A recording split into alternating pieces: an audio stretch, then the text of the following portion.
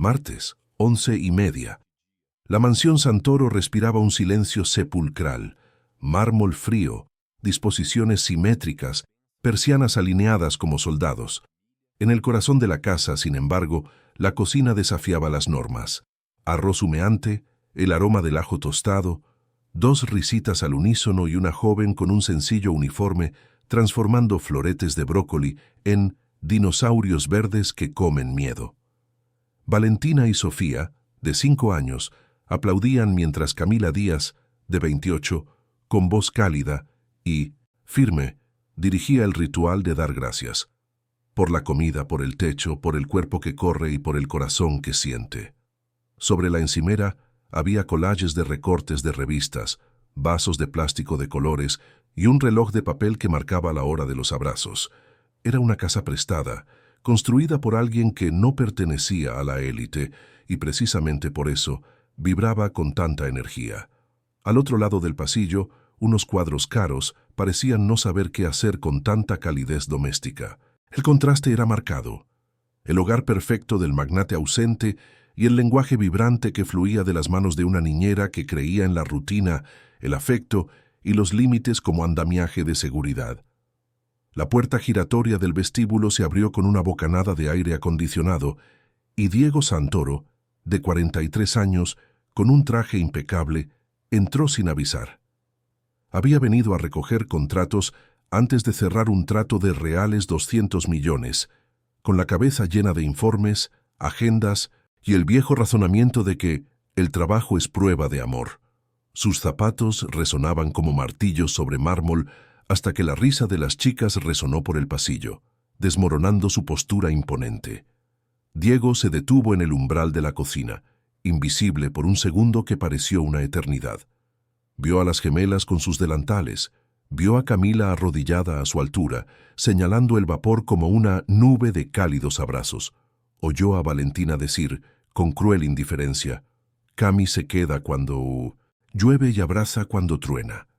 La frase tocó la grieta que había estado ocultando desde la muerte de Marina, su esposa, una ausencia con retazos helados.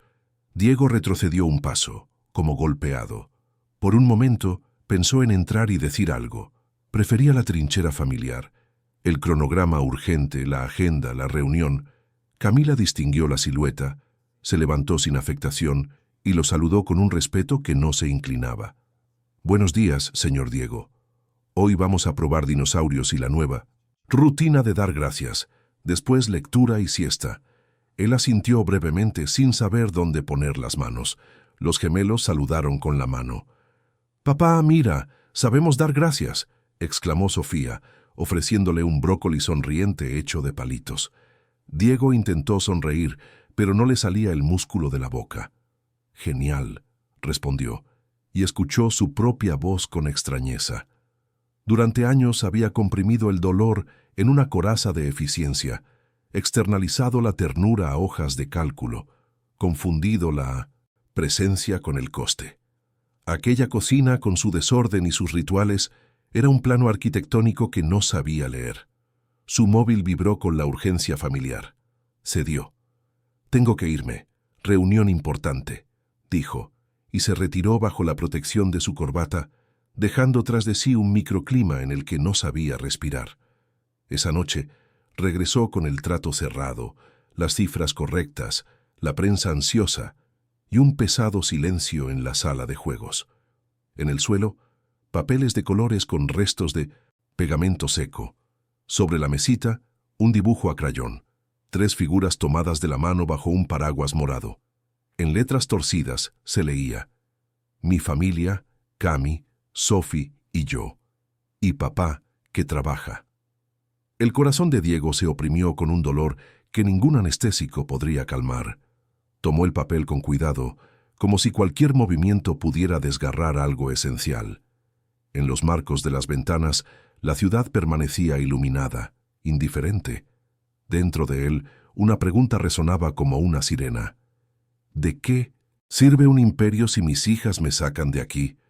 En el pasillo, oyó a Camila tararear suavemente mientras recogía vasos de colores. El sonido no era de trabajo, era de cariño. La imagen del paraguas, jamás lo abandonaría. Por primera vez en mucho tiempo, Diego sintió miedo de perder algo que el dinero no puede comprar, un lugar en la memoria de sus seres queridos. ¿Desde qué ciudad estás viendo esta historia? Cuéntanos en los comentarios y suscríbete para más relatos que tocan el alma. A la mañana siguiente, Diego llegó temprano a la cocina sin traje, solo con una camisa de mangas arremangadas, como quien pide entrar en una casa que nunca aprendió a habitar. Quiero intentar quedarme 2 semanas, de verdad, dijo, evitando un tono de director ejecutivo. Camila sostuvo su mirada, evaluando no sus zapatos, sino su constancia. 2 semanas se componen de horas, respondió, entregándole la libreta de anotaciones. Horarios, fiebres, pesadillas, palabras nuevas, garabatos de un paraguas morado. Diego se sentó en la mesita baja de las niñas. Desde allí, el mundo se veía a su escala. Cucharita, taza con su nombre escrito, pegatinas de estrellas como contrato rutinario. ¿Me enseñas?, preguntó. Camila respiró hondo y señaló la tabla. Comida, parque, lectura, siesta. Y la regla que salva, adulto presente, móvil fuera. Guardó el móvil en el cajón de la despensa, como quien se desprende de una armadura. Desde el pasillo, Valentina y Sofía entraron corriendo, y Diego, por primera vez en mucho tiempo, se agachó a su altura. El cuaderno era un espejo cruel y cariñoso. Estaban las noches de fiebre cuando Diego no llegaba, la primera R bien pronunciada, la pérdida de un diente de leche, el miedo a los truenos.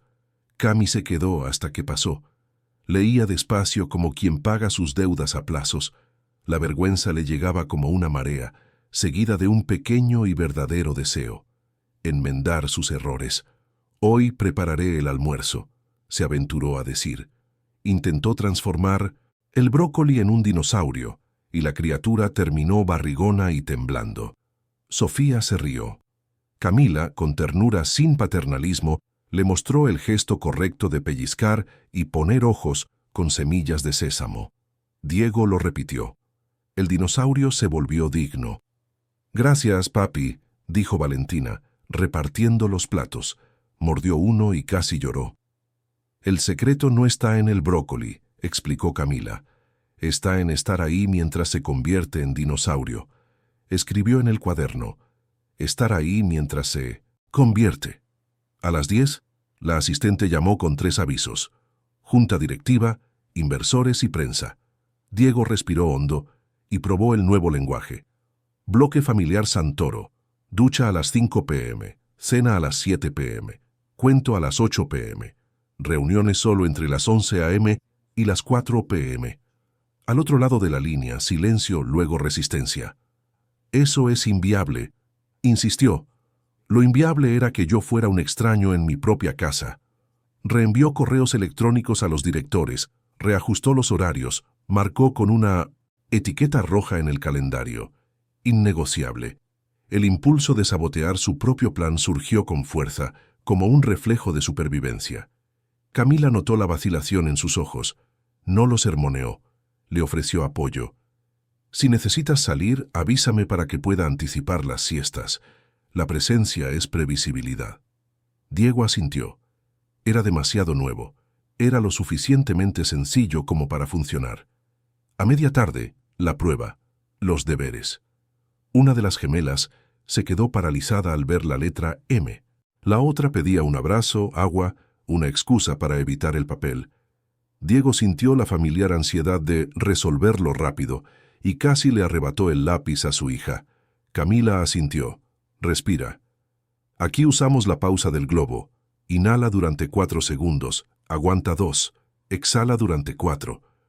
Lo hizo con las niñas, que inflaron los mofletes y estallaron en carcajadas. «Ahora, la letra M es de Marina y mamá recuerdo», sugirió Camila, abriendo sutilmente un espacio para la madre ausente.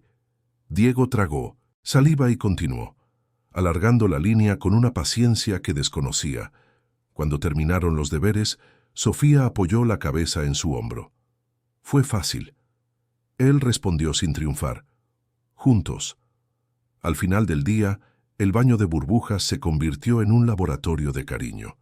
Diego, que entendía de horarios, aprendió a medir la temperatura del agua con el dorso de la muñeca, a aceptar las salpicaduras como medallas, a tolerar el caos de los juguetes como prueba de vida. En el cuento cometía errores de entonación y lo corregían al unísono. Se reía de sí mismo y las niñas reían juntas. Más tarde, cuando las niñas se durmieron, cerró el cuaderno con la extraña sensación de haber estado allí. Camila recogió los juguetes y dijo con voz clara: «Si mañana el consejo se pone difícil, recuerda, no hay un plan perfecto, solo un plan de contingencia. Las niñas confían en lo que se repite».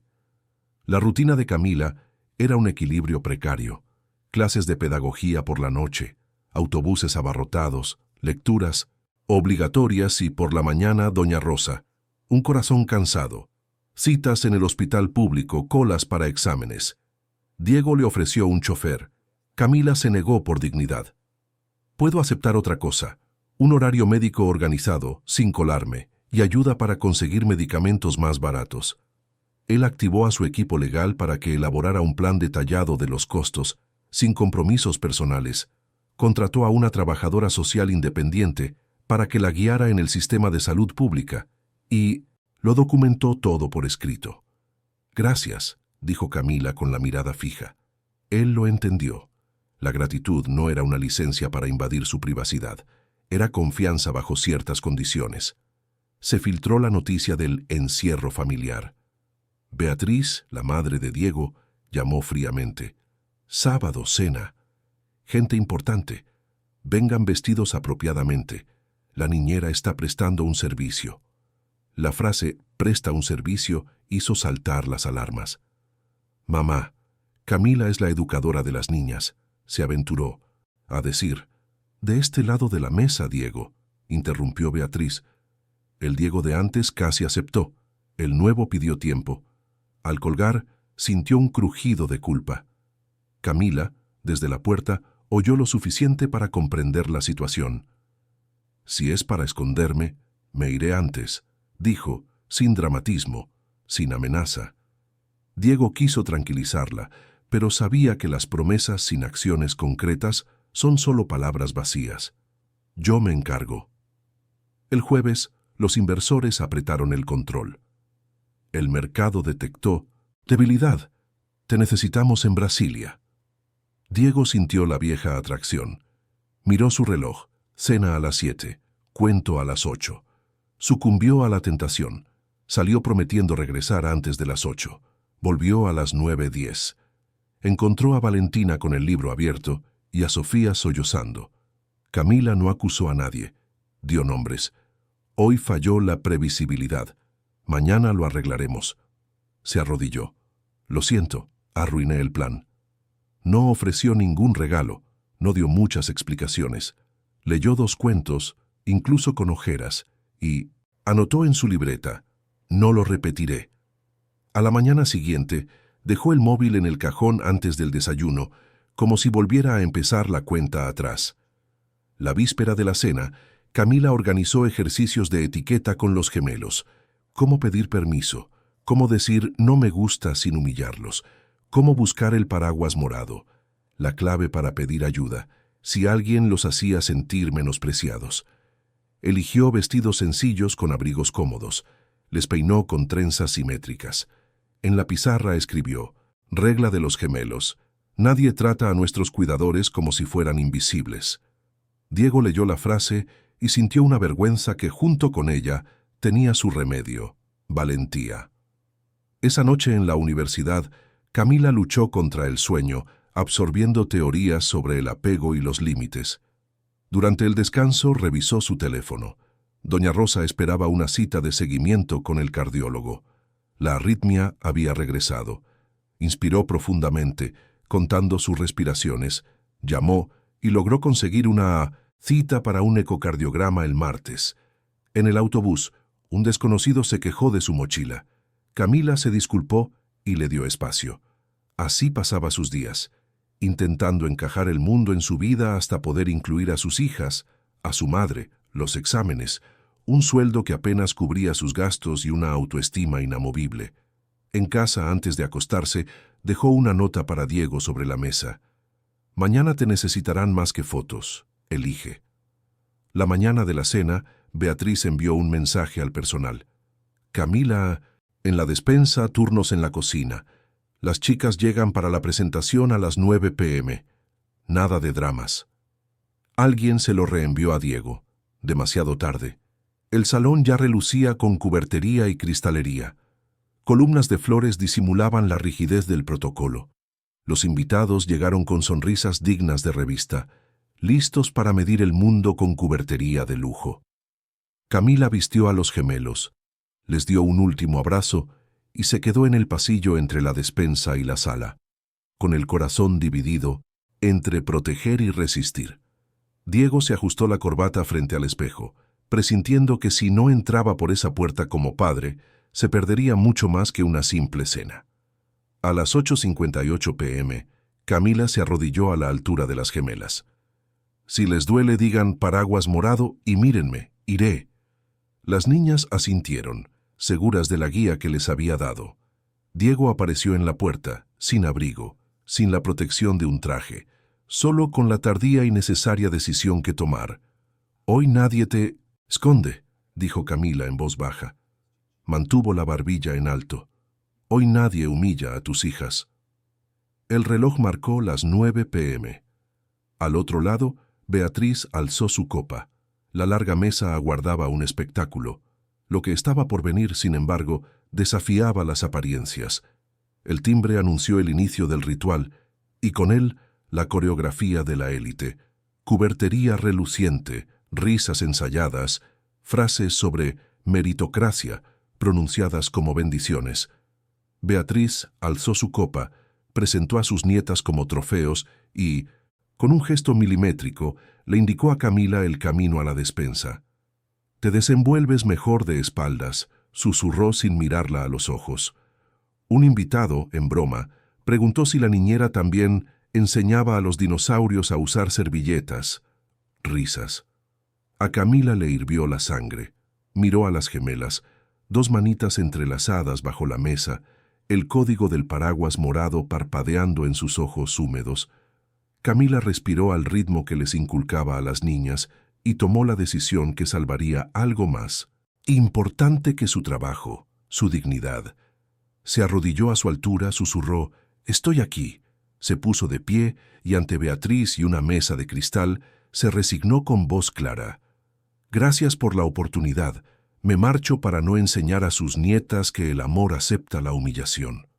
La sala quedó en silencio. Beatriz sonrió levemente, como quien gana sin ensuciarse las manos. Las gemelas rompieron a llorar y el sonido, sin ninguna contención, hizo añicos la porcelana de la habitación. Diego sintió el viejo instinto de mantenerse neutral y con él la brutal constatación. La neutralidad de un padre es abandono. Empujó su silla, se aflojó la corbata sin pedir permiso y la voz que solía negociar miles de millones salió cruda. Aquí, nadie trata como invisibles a quienes se preocupan. La mirada se le nubló. Beatriz intentó disuadirlo. «No armes un escándalo, Diego». Él tomó una decisión. Cruzó la sala, alcanzó a Camila en el pasillo y le pidió que esperara. Volvió a entrar y se dirigió a los invitados como si derribara con una sola frase la fachada que lo mantenía cómodo. «Me equivoqué. Confundí trabajo con amor. Quien enseña a mis hijas a ser agradecidas no se esconderá en la cocina». Devolvió la copa a la mesa, despidió al servicio y anunció que la cena había terminado. Beatriz se levantó furiosa. «Estás tirando la familia por la borda». Él respondió sin alzar la voz. «Estoy formando una». El personal se detuvo, las gemelas corrieron y se aferraron al cuello de su padre como si buscaran refugio. Cuando Diego regresó al pasillo, Camila ya se había marchado, no por enfado, sino para evitar exponer a las niñas a la actitud permisiva de la élite. Los días siguientes transcurrieron en una búsqueda discreta.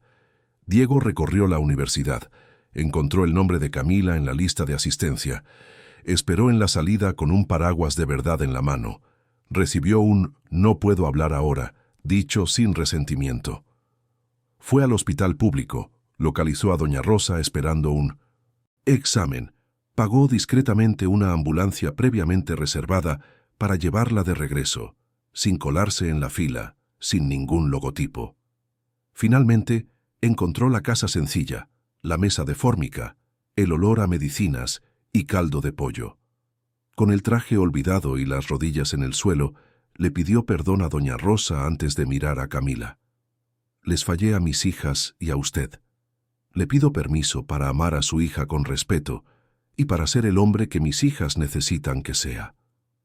Doña Rosa encaró a su improbable yerno, jadeó con el corazón apesadumbrado y lo resumió. «El respeto no es un discurso, es acción constante. ¿Puedes con ello?» Diego bajó la cabeza. «Puedo aprender». Camila no ofreció romance, ofreció condiciones. Habló como educadora y como hija. Respeto público, no respeto a escondidas. Límites claros. Mi trabajo con las niñas no es moneda de cambio. Protección contra la injerencia de tu familia, por escrito. Apoyo transparente para la salud de mi madre. Gastos documentados. Nada de favores que se conviertan en una atadura. Y sobre todo, presencia predecible para las gemelas.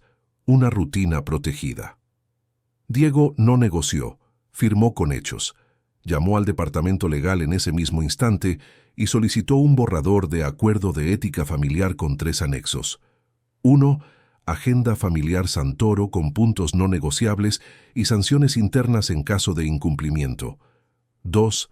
Beca de pedagogía, Camila Díaz, sin obligaciones personales, auditada por una entidad externa. 3. Cuidado Rosa, con gastos e informes mensuales. Ordenó que se detuviera la reintegración social que Beatriz planeaba e instauró una política de empresa. 0 uso de empleadas domésticas como meros accesorios. Se dirigió a Camila. ¿Alguna otra condición? Ella susurró. Preséntate cuando sea inconveniente. Él guardó el teléfono en el bolsillo y dijo, empezaré ahora. La puerta crujió y aparecieron las gemelas. Ojos hinchados, trenzas ligeramente torcidas, la urgencia propia del amor infantil. Valentina extendió el dibujo del paraguas morado.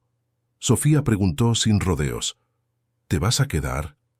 Diego se inclinó, colocó sus manitas entre las de ella y respondió a lo que nunca debió haber sido una duda. Sí.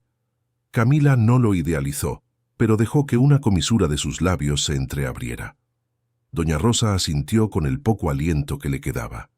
Entonces, empieza con la sopa.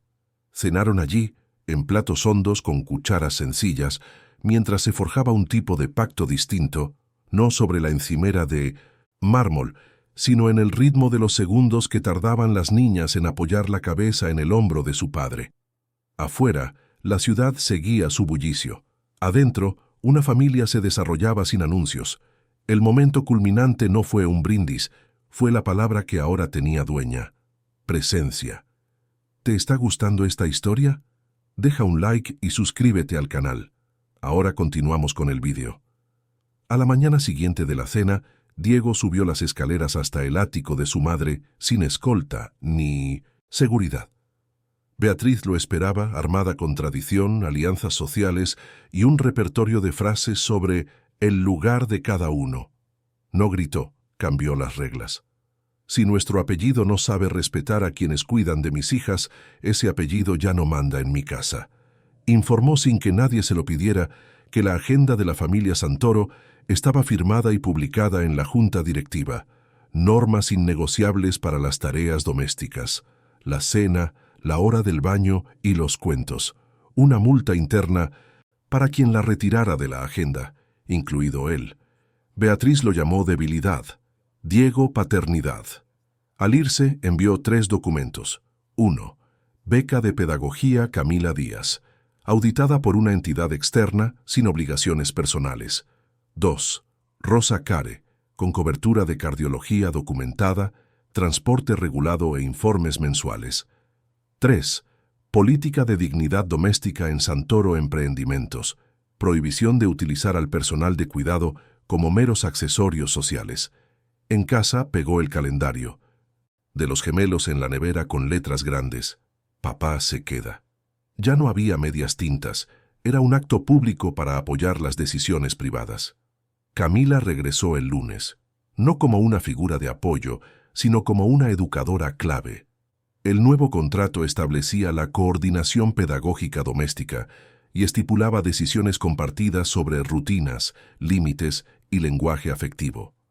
En la primera reunión del equipo de la casa, les presentó a las gemelas el cuadro de acuerdos, revisado con: Diego, un paraguas morado sigue siendo un código de protección. El celular del adulto permanece en el cajón de la despensa durante las comidas. Gracias y no me gustó pueden ir en la misma frase. Llorar no es una falta de respeto, es comunicación. Diego, quien siempre pensó que el amor se demostraba pagando las cosas, descubrió que el amor también se trata de repetición. Repetir la presencia, repetir la paciencia, repetir ahora vuelvo, y de verdad que vuelvo. Esa noche, después del vino y 12 cuento, las niñas le pidieron a su madre, Marina, que les cantara una canción, y los cuatro, con doña Rosa en el sillón, escucharon en silencio. No había ninguna figurita de yeso en el aparador.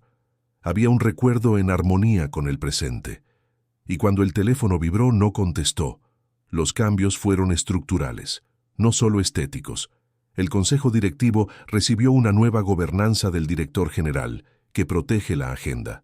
Los resultados continúan, los beneficios también, pero no a costa de la infancia de 2 niños.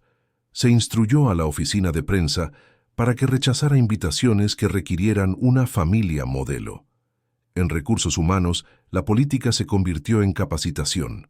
Los gerentes aprendieron a crear sus propios bloques familiares y su desempeño se evaluaba en función de ello. Doña Rosa respondió al tratamiento.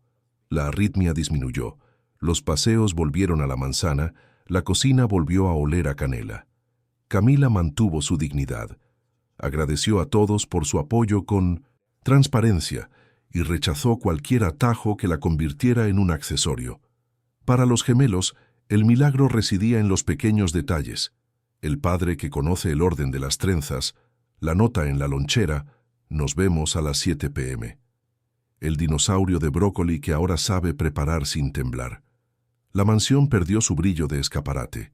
Adquirió los sonidos de la vida, el tintineo de las ollas, las risas húmedas del baño, los pasitos que corrían anunciando «Papá ha llegado».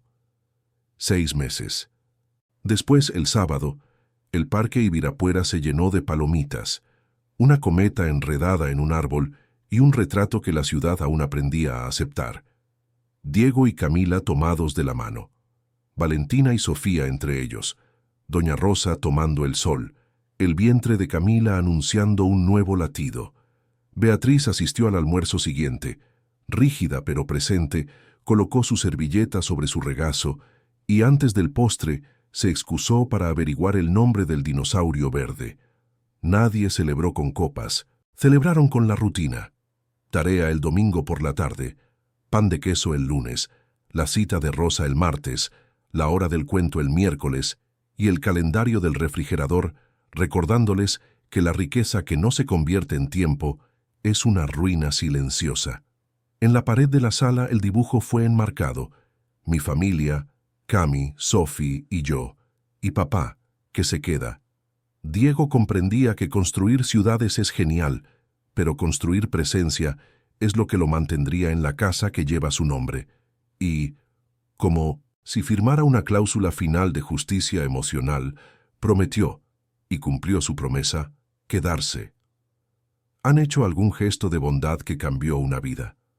Dejen un corazoncito si creen que el amor es más poderoso que cualquier riqueza. Suscríbanse para más historias de segundas oportunidades. Comenten, el amor no tiene precio si ustedes también creen en la bondad humana.